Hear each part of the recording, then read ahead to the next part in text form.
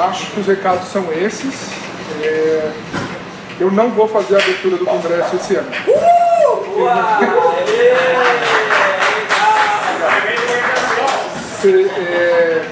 Lucas Davi pediu para eu fazer a abertura do congresso esse ano e eu fiquei muito feliz e honrado que você pediu para fazer isso. De novo, o congresso é um espaço nosso. Se a missão é minha de organizar, isso é um outro problema, mas ele é nosso. E a gente precisa melhorar ele, a gente precisa cultivar ele, vocês precisam dar inputs valiosos, oferecer palestras, já tem palestra certa para o ano que vem. Eu não estou atuando mais como treinador hoje, não estou mais envolvido na comunidade de futebol americano, a não ser o congresso. E eu quero que esse continue sendo meu ponto focal da comunidade. Então, de novo, preciso da ajuda de vocês de todas as formas, com palestras, com temas, com sugestões, com opção de melhora, tudo que vocês puderem me falar para fazer, a gente faz para um congresso melhor.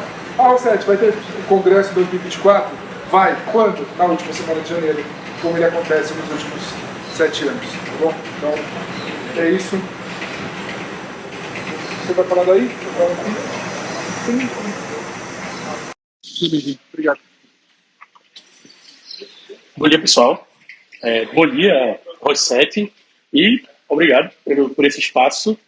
Não é comum que outra pessoa faça a abertura, mas pelo menos a gente conseguiu manter a tradição que seja alguém chamado Lucas, né? Então, as coisas, algum ponto de normalidade aí a gente conseguiu manter.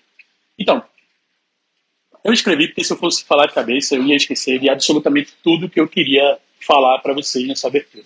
Então, para quem não me conhece, sou o Lucas Davi, sou head coach do Recife Mariners, sou da comissão técnica do Brasil Onças, sou ex-vice-presidente da CBFA e é seguro afirmar que eu estou nesse esporte há tempo demais. E eu já vi muita coisa. E quando eu falo que eu estou nesse esporte há tempo demais, é porque aquela história de Peds do México, que vocês conhecem o meme, eu fui uma das pessoas que sofreu um golpe. Tá? Então, eu estou aqui há tempo demais. Foi os piores 250 reais mais mal gastos da minha vida. E por estar aqui há tanto tempo, por não aguentar mais manter a minha agonia em conversas particulares, e aí, desculpa Batata, desculpa Rossetti, desculpa Coi, eu pedi esse espaço para a gente ter uma conversa sincera aqui, de coach para coach, né? A primeira vez que eu vim no congresso foi em 2018 e desde então eu não perdi mais nenhum. Por vários motivos, né? O Happy Hour é o melhor momento do futebol americano no ano. Quem discorda disso é só porque ele não participou ainda de ontem.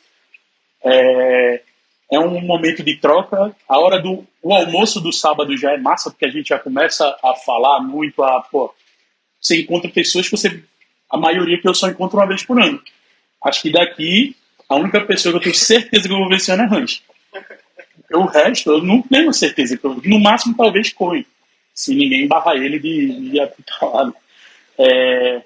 E assim, também desde 2018 tem um sentimento que vem me consumindo, que começou aos poucos, mas que desde o ano passado ele é grande ao ponto de me incomodar. O fato do Congresso ele ser uma bolha nossa, ele acabou em vários momentos ele funcionando muito como uma taxa de reverberação das insatisfações dos treinadores, né? Porque, você chega aqui, você só encontra um ombro amigo, né? Tu chega lá, reclama, o cara faz, não fica assim não, lá no meu time é pior. Ah, não, tu tá certo, é isso aí mesmo. E essas seguidas afirmações das nossas insatisfações jogaram a nossa categoria, treinador de futebol americano, numa zona de conforto que tem me incomodado muito. Desde que eu comecei a vir, a única pessoa, quem mais ouvia esse meu incômodo era Rossetti, só que aí eu comecei a expandir, né? Foi quando eu comecei a atingir também Batata, Coi, Mochila, e algumas outras pessoas que a gente vai falando ao longo do ano. E antes que fique parecendo que eu estou dando bronca por atraso em quem chegou na hora, essa conversa aqui é, antes de tudo, uma autocrítica. Tá?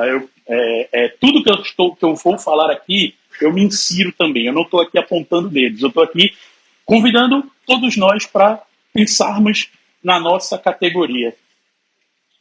Se esse for o seu primeiro congresso, se prepare que você vai ouvir muito nesse final de semana a palavra programa. Se você é veterano, você já cansou de ouvir essa palavra programa. E assim, de maneira acertada, a gente chama os times de futebol americano no Brasil de programa, porque a gente não é um clube, a gente não é uma franquia, a gente não é a NFL e a gente nunca vai ser a NFL. E programas de futebol americano, eles não nascem e morrem nas 4 linhas. Eles funcionam dentro e fora do campo. E na nossa realidade, isso deveria ser uma obrigação nossa, cuidar de tudo o que cerca o programa.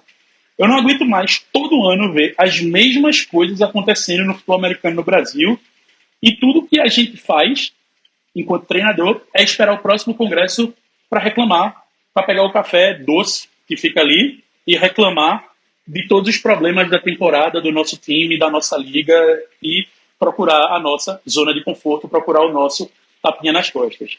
E aí, sei lá, você pode escolher o tema que você quiser desse cardápio aqui. O vídeo de jogo está cada vez pior para analisar. As transmissões são uma bomba relógio. Você nunca sabe quando vai ter uma transmissão muito boa, quando vai ter uma transmissão muito merda, com um poste na frente da câmera. A temporada passada, o meu time jogou uma partida que não tinha ambulância no estádio e o adversário queria que o jogo começasse assim. Já tive jogadores meus levados para outros times prometendo mundos e fundos e que a vida dele ia mudar. O melhor campo do meu calendário, a coisa mais parecida com grama é capim, e o campo que eu joguei estava pintado com cal virgem. Eu sei que esse ano, em algum momento do ano, a gente vai ouvir história dessa. A gente vai receber foto, a gente vai ver vídeo no YouTube com isso.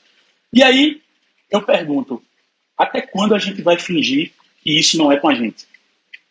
Até quando a gente vai ficar só reverberando as nossas insatisfações dentro da nossa bolha, sem tomar conta do real motivo pelo qual a gente está aqui, que é o esporte?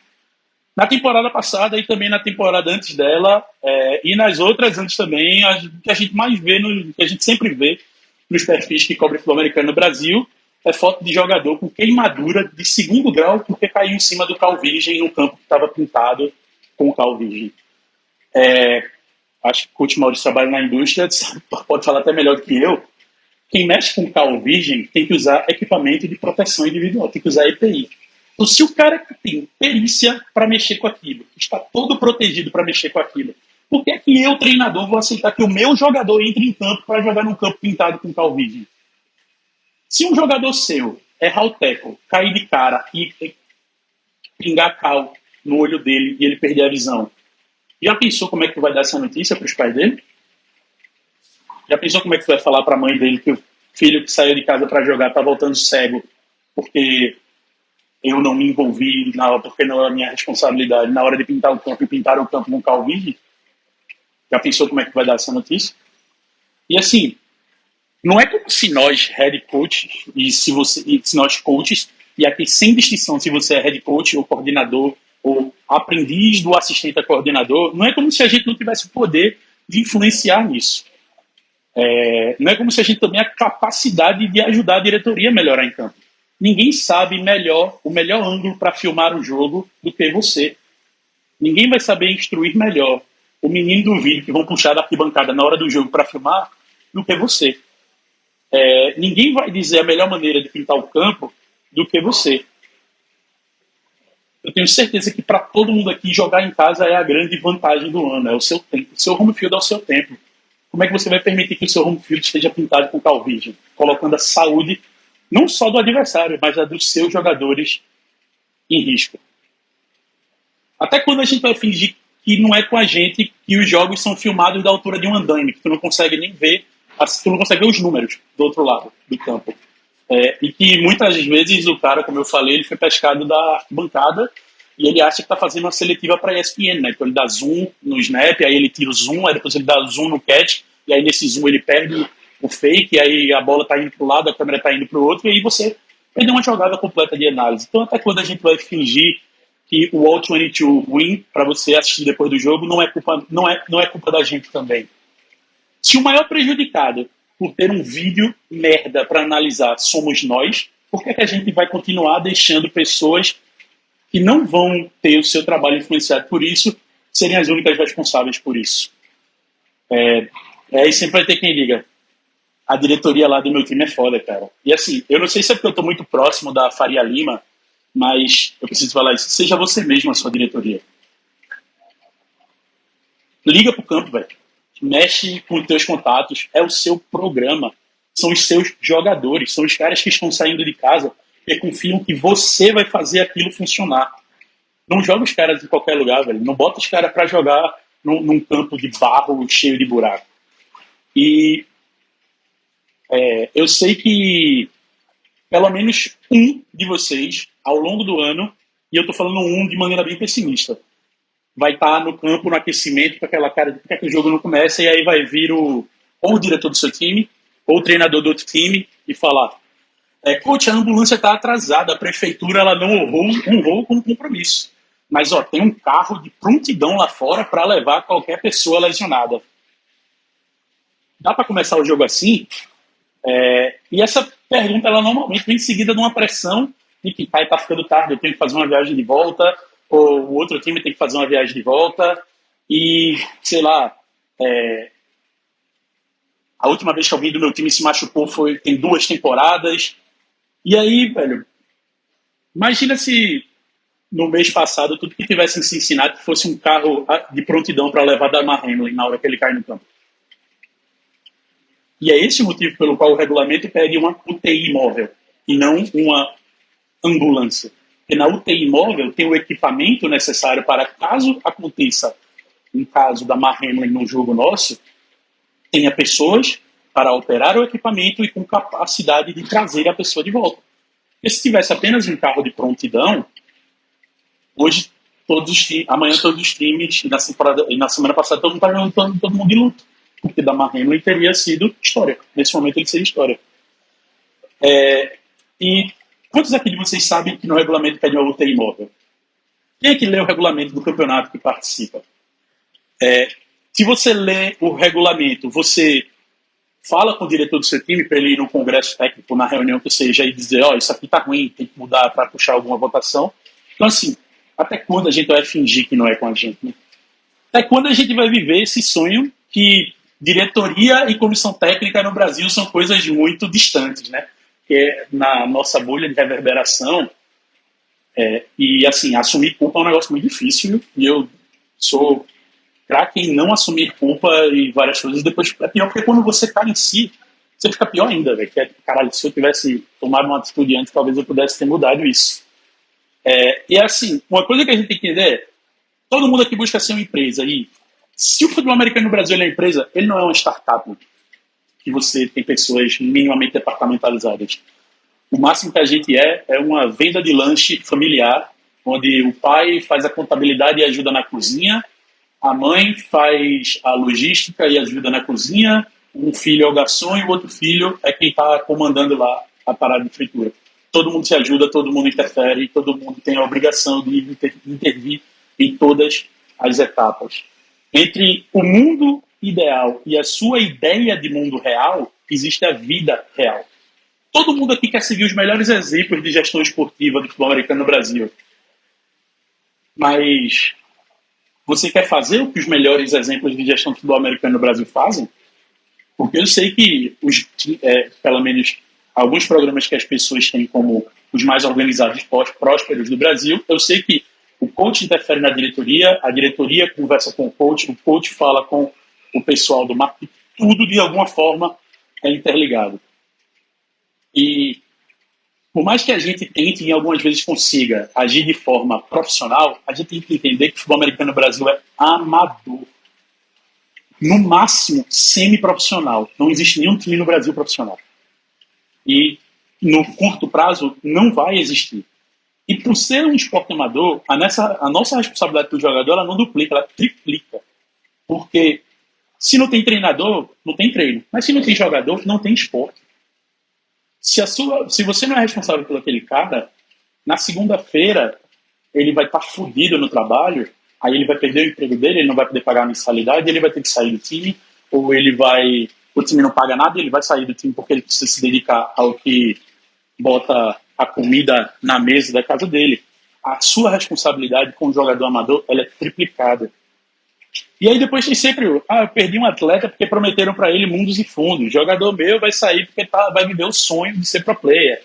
O meu atleta está se mudando de estado porque foi aliciado. Quantas vezes a gente não ouve isso no Congresso, né? Sei lá, desde 2018 a gente ouve isso regularmente.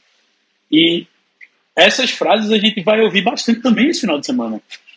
E, porra, quem é que promete mundos e fundos e brinca com os sonhos dos jogadores, se não outros treinadores? Não é uma entidade que chega do nada e leva o jogador e vai embora, vai abduzir o jogador do seu treino e vai levar ele embora. É outro treinador que está fazendo isso. E quem é que brinca com o sonho do cara e trata o jogador como recurso? E é irresponsável com a vida dele, se não outro treinador. E aí é isso que eu digo, até quando a gente vai fingir que não é com a gente?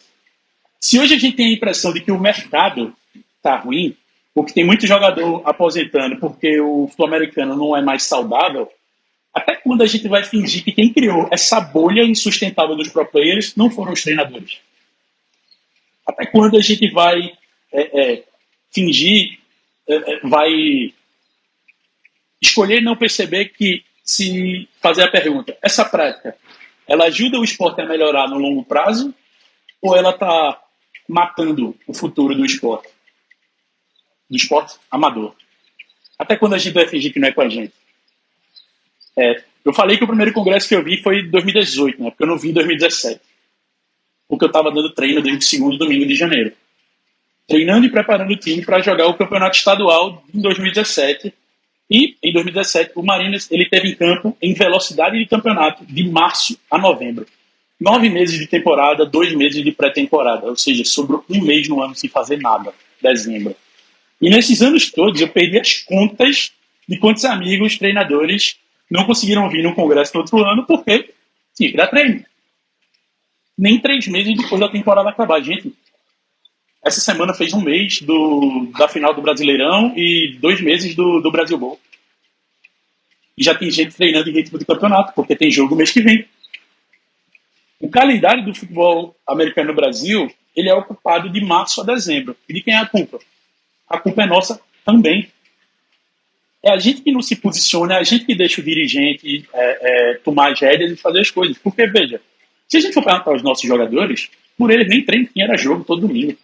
A gente simplesmente fazia uma grande temporada. Dos 52 finais de semana, a gente tinha 48 finais de semana com jogo. Se depender de jogador, é isso. Se depender de dirigente, ele vai fazer o campeonato dele durar o máximo. O único círculo de pessoas preocupado com saúde, com qualidade do que está sendo colocado em campo, é a gente. E por que a gente não está fazendo nada?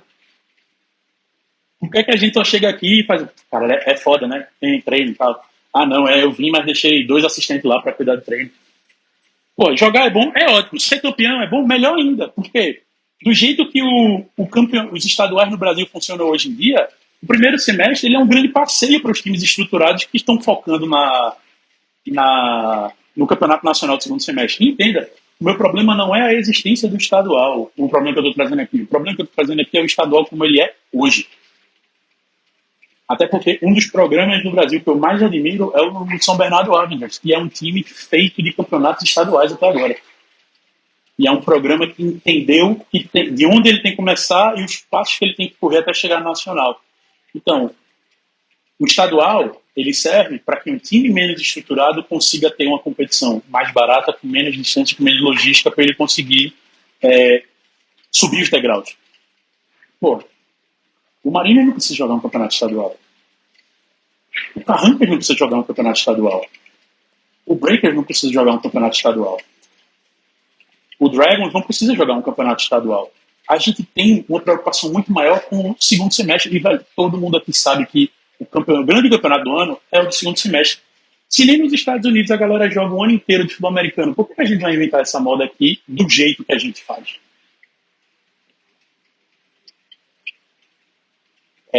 E aí, por que a gente não pode deixar os torneios estaduais, essas copas regionais, esses torneios menores, para os times que estão em fase de estruturação? Por que a gente não deixa para os times de desenvolvimento? Por que os nossos campeonatos... Será que os nossos campeonatos nacionais eles não se beneficiariam mais de times que se preparem durante um semestre para jogar ele? E aí a gente vai ter o tão almejado nível de jogo que os próprios dirigentes reclamam, o nosso nível é muito baixo para ser um produto atrativo para a TV. Será que se a gente focar em jogar um campeonato de segundo semestre, porque qual é a realidade aqui? acho que a grande maioria que treina 2 ou 3 vezes por semana, contando o domingo, ou seja, semana de jogo, o final de semana. Em semana de jogo você treina 2 ou 1 vez por semana. Essa quantidade de treinos, um time de college tem em um dia. Então não tem como a gente ter uma temporada desse tamanho. Atualmente, quantos times no Brasil precisam ganhar o campeonato estadual para você saber que aquele é o melhor time do estado? Não tem muito, né? E assim, depois de eu falar tudo isso, esses que são os pontos dessa reflexão que eu tenho levantado comigo e aberto em algumas conversas, eu vou trazer só mais 2 pontos para a gente finalizar isso, até porque eu já estou me estendendo um pouco. Até quando a gente vai fingir que o futuro do futebol americano no Brasil não é com a gente? Esse é o 7º congresso. A gente não parou nem durante a pandemia, inclusive em 2020 foi o único evento de futebol americano que teve no Brasil, foi o congresso. E se você já veio em outros momentos, certamente essa manhã de sábado está parecendo diferente para você. E eu não estou aqui para passar pano para a falha do congresso, porque ela sempre vai existir. Tudo é um produto em desenvolvimento, tudo é um produto a ser melhorado. Eu estou aqui para conversar com vocês, e eu quero que essa conversa se estenda depois. Vocês sabiam que, segundo o estatuto da CBFA, os treinadores têm direito a ter representação na Assembleia? Lá onde estão os dirigentes, os presidentes de federações, vocês sabiam que os treinadores têm direito, por estatuto, a ter uma representação? Vocês já pararam para pensar que a gente foi a primeira categoria do Brasil a se reunir com o propósito de melhorar o nosso trabalho e que a gente era a única, até pouco tempo atrás, quando os árbitros fundaram a IAFA? A gente só não foi a primeira a se reunir em associação porque a ANAFAB ela é 1 ou 2 anos mais velha do que a TFA. Só que, se você não sabia, se você nunca parou para pensar, e se você pensou, você não agiu, e aí quando eu digo também é uma autocrítica, porque eu também não agi, até quando a gente vai fingir que não é com a gente, velho? Até quando a gente vai aceitar terrorismo de dirigente? Se a gente não cuidar de proteger o nosso espaço, e o Congresso é um desses espaços, vocês acham que algum presidente de federação ou diretor de liga vai cuidar pela gente? Eu tenho certeza que não. Ninguém me disse, tá, isso aqui que eu vou falar. Eu sei que tem treinador que viria, mas a diretoria desencorajou o treinador a vir, porque o organizador do congresso é Lucas Rossetti, e desencoraja a galera a vir para não se prejudicar nos campeonatos que vai jogar. Contraindicam, né, a vir. E falam que quem vier pode acabar se envolvendo em problemas. E assim, sem o treinador perceber, o que o diretor está fazendo ali é simplesmente repassando o terrorismo que ele recebeu, e o treinador está minando, velho, a posição dele. Vocês vieram para o Congresso para assistir palestra e trocar ideia com o treinador, ou para tomar café doce e ouvir Lucas Rossetti contar mentira? É o Congresso de Treinadores ou é o encontro dos amigos do Rossetti? É o Congresso de Treinadores. E assim, se por acaso a Score e o Rossetti pararem de organizar o Congresso, a gente vai aceitar que ele acabou? A gente vai aceitar que é o fim? A gente vai deixar para lá? A gente vai esperar algum dirigente controverso aproveitar o vácuo e criar o evento dele no molde dos encontros do Amigo dos Reis, e aí a gente que tem o poder de se organizar agora, a gente é que vai virar refém da parada?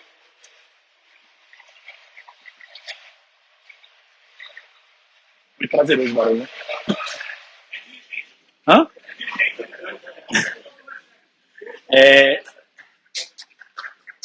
E um dos maiores pontos de discussão que eu tinha com o pessoal que encabeçava a TFA, eu botei assim no plural, porque eu não queria falar que era com você, que era só com ele.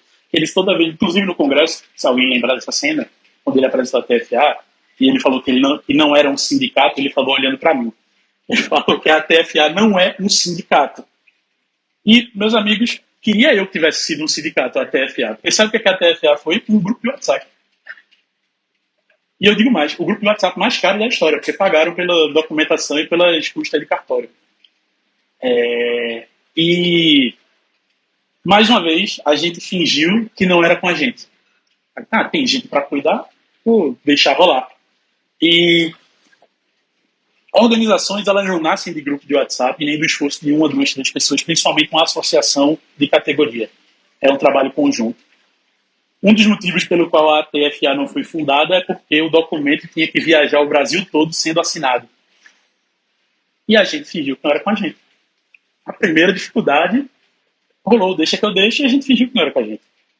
E eu sou o primeiro a vestir esse chapéu de culpado, porque Não porque eu devia ter pedido um cargo pra mim, mas porque eu fiquei enchendo o saco dos caras, velho. Bicho, assina essa porra aí, velho. O que é que tá faltando? Eu também deixei de lado. E toda vez que você parar num problema, parar pra pensar num problema relativo ao futebol americano no Brasil, seja o menor problema do seu time ou o maior problema do esporte como ambiente, por favor, velho, pense assim: como é que eu posso ajudar a resolver isso? Sempre que você tiver uma ideia, pode ser para o Congresso, pode ser para alguma coisa dos coaches, joga no grupo do Congresso do WhatsApp. Faz a tua ideia reverberar. Sempre que a Black Friday chegar, você já sabe quando é o Congresso. Chegou a Black Friday, compra a tua passagem para o Congresso.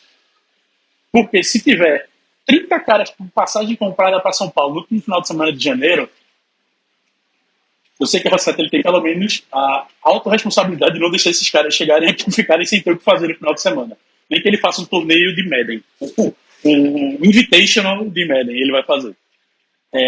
E, tipo, sempre que um amigo seu disser que ele não vem porque, não, porque o meu diretor falou que era melhor eu não ir, porque pode pegar mal pra mim lá, tipo, fala pra ele que só tem um espaço dos treinadores.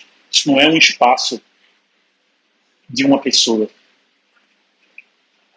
E assim, como eu falei, eu tô aqui há muito tempo. Muito mesmo, já fiz de tudo no jogo, já de pintar campo a pintar jogo, a ser vice-presidente da CBFA.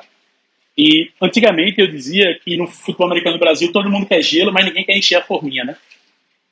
E ultimamente eu tô preferindo dizer que se você não é parte da solução, você é parte do problema. Então, vamos agora ficar com a palestra aí do Coach Mochila, que eu já roubei vários minutos, e com certeza eu quero expandir essa conversa com todo mundo que está aqui e até com quem não está. Porque se a gente não cuidar do esporte e da categoria, acredite, ninguém vai. Valeu, pessoal.